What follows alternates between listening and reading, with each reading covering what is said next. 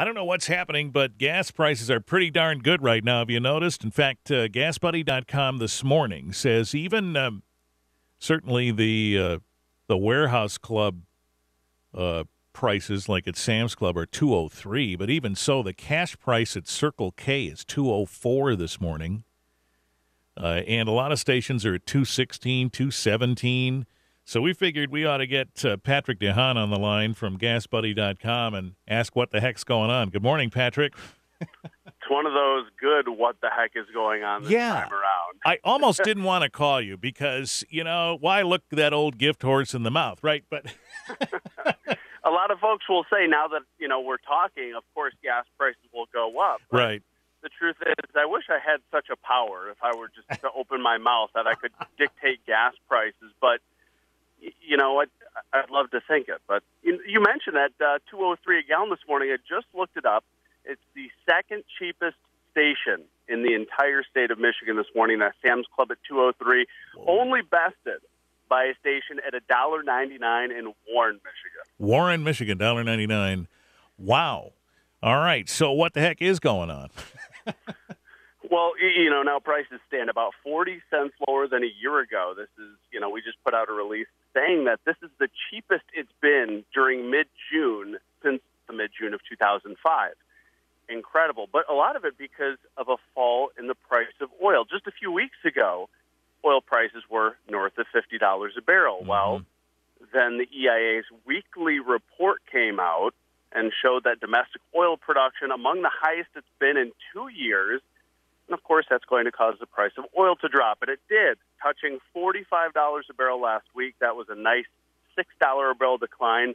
Wholesale gas prices touched their lowest of the year, and that's ushering in the door for what you're seeing at the pump. But, we know in Michigan that we have what we call price cycle every week or two that brings gas prices up. And it's possible later this week that cycle continues. And for those that aren't aware, gas prices across much of the state of Michigan don't follow the daily changes on the market. That is, if the market goes up a few cents or down a few cents, the retail landscape in Michigan just continues to drop. And then after about a week and a half of falling prices, stations finally readjust their prices. So if you can time it right, if you can fill up when stations are basically losing money, it's not a bad thing to do. And I would suggest that, we're within a day or two of wanting to fill that tank up just in case prices do jump back up. Well, it certainly seems like when we get down here to around $2, then it adjusts itself.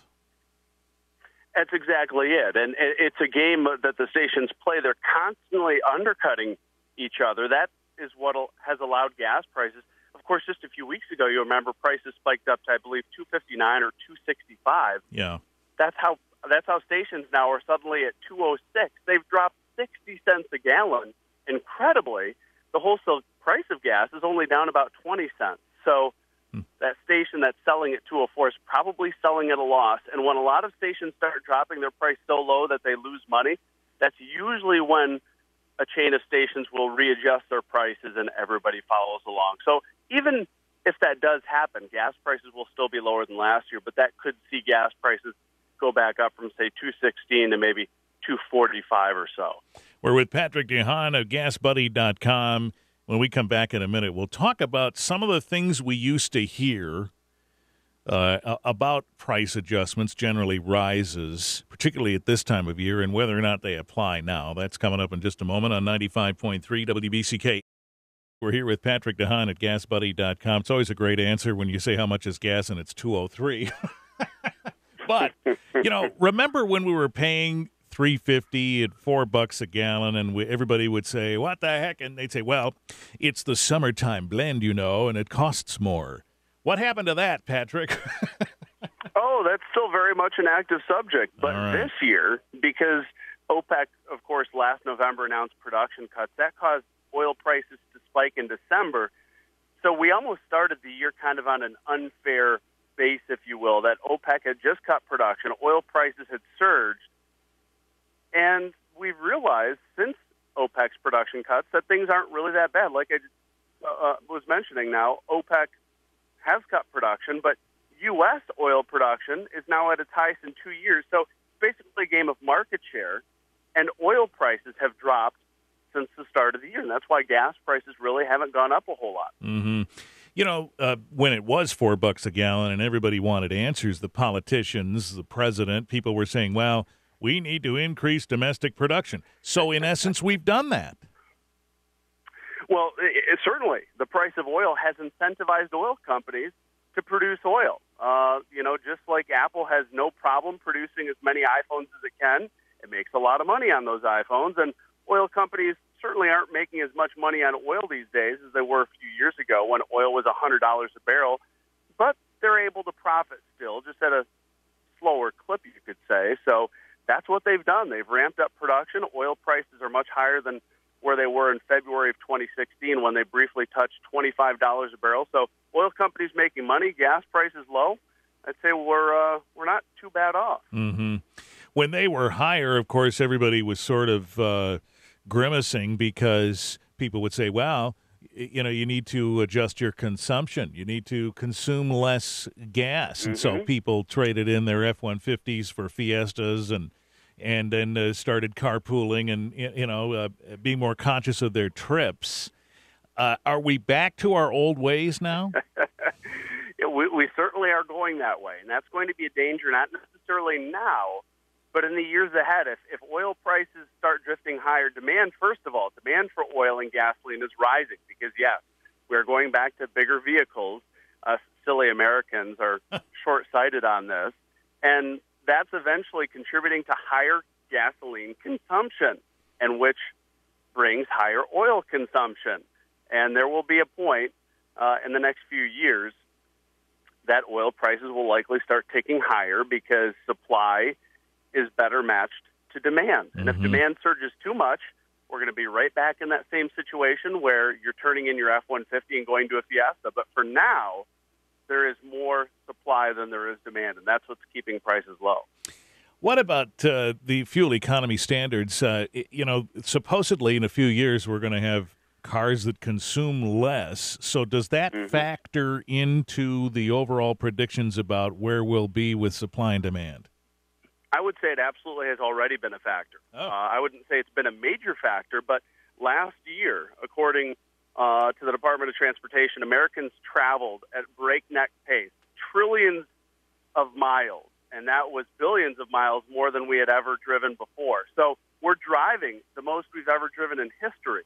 But gasoline consumption is just under records that we set, last year. Last year set the new record versus 2007. So it is making a difference. If we were using 2007 vehicles, we'd probably be consuming anywhere from 500 to 700,000 barrels a day more of gasoline. But CAFE standards are making a difference, and that's helping to mitigate some consumption. Huh. Boy, that's quite a difference in a 10-year stretch. It's not too shabby. Every new car these days has some forced induction. It has a turbo or supercharger, and it's been great as an automotive enthusiast. You have cars that have more horsepower and are getting better fuel efficiency. We're with Patrick DeHaan from GasBuddy.com. So he says, yes, we might feel nice and fuzzy and warm about the way gas prices are now, but there is a chance they'll go back up, and we'll talk about what the crystal ball shows in just a minute on 95.3 WBCK. We're talking with Patrick DeHaan at GasBuddy.com, and, it is interesting about the fuel economy standards, and maybe they'll continue to get better. But the point is, though, that if the supply and demand adjustments continue to happen, we'll pay more, won't we, in the future? That's looking like a very distinct possibility, especially given that we've gone down this path before. When gas prices were cheap in the early 2000s, Americans started buying those bigger vehicles, and that's what inevitably contributed to higher consumption, and that made oil prices eventually go back up. Yeah, and it's funny because evidently we respond pretty quickly to that. I was chatting about this. I've chatted about it on more than one occasion with our friends over at Lakeview Ford and Battle Creek, and they say, yes, they see it. The prices go up and stay up. People trade in their big ones and go to something smaller, and then they come down, and you see them again. They're back to get something that they really want that's bigger. So I guess we're just going to keep doing that. it's a vicious cycle. You know, we get efficient, and then when gas prices go up, we respond and trade in our big vehicles and go back to small ones. Yeah. The thing is, though, if we stick with these adjustments in the fuel economy standards, then this shouldn't be such a stark difference, right? It shouldn't be such a stark difference. Certainly still a difference, but you're talking about, you know, an F-150 that gets much better fuel efficiency than it did 10 years ago. So there's always that, and that's that vehicle still, you know, if you're comparing apples to apples, looking at the same types of vehicle, they're continuing to get better and better fuel efficiency year in and year out. So that's the good news. So if we are making more domestic production now, and presumably we're in a better position to keep doing that, then is it feasible to presume that a future spike in prices would be less so than the $4 a gallon we would like to forget from just a few years ago? Yeah, that's exactly it. As long as domestic production hangs out right where it is, and by the way, we are producing about 50% of what we consume now, which is about the highest we've been. As long as we continue to do that, we should be able to stay far away from those record prices of $4 a gallon that we saw back in 2008. Are there parts of the country, the continental United States, that really generally still pay a lot more, and is Michigan somewhere close to that? Oh, absolutely. Michigan has some of the higher taxes now. Of course, January 1st, we rolled in that big tax increase now, and Michigan is among the highest in the Great Lakes for gas prices now, simply because of that tax increase. Now, you still have areas like California that have very tight markets and where refining is always a challenge. But, you know, you talk about Michigan now, and it leads all its neighbors in gasoline taxes, and that keeps things a bit higher. Well, they tell us that's going to help make the roads smoother, Patrick. I hope they're right.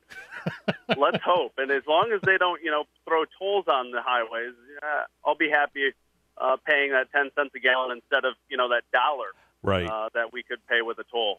Yeah, so far nobody wants to touch that here. None of the politicians do, at least. Thankfully. Right. All right, so a couple of days and we'll probably regulate back up again, you think? I think that's certainly a distinct possibility, especially considering that prices have drifted so low and have fallen faster than the wholesale price of gasoline. So, frankly, if you can, you know, get out to that Sam's Club or Circle K at 203, 204, if it was me, I'd probably fill up at that price, just knowing that within the next day or two or three, that prices will probably reset back up to somewhere around 245, 249. But then keep in mind, even after prices jump back up, in another week or two, they'll start drifting lower yet again. And that's kind of the cycle that we take. Always up, always down. All right. We always appreciate your viewpoint. Thanks very much. Patrick DeHaan with GasBuddy.com. And yes, the prices he's quoting are what GasBuddy shows from your reporting in local station areas now. So that Sam's Club is the best at 203. Of course, you've got to have a Sam's Club membership, but even if you do, that's a pretty good deal, and that's the second cheapest in the state right now, behind a $1.99 in Metro Detroit. And the Circle K, Columbia and Riverside, $2.04 for cash. That is the next one before we go to $2.09, Columbia and Riverside at BP, and then a $2.16 and $2.17 is what we've seen elsewhere this morning.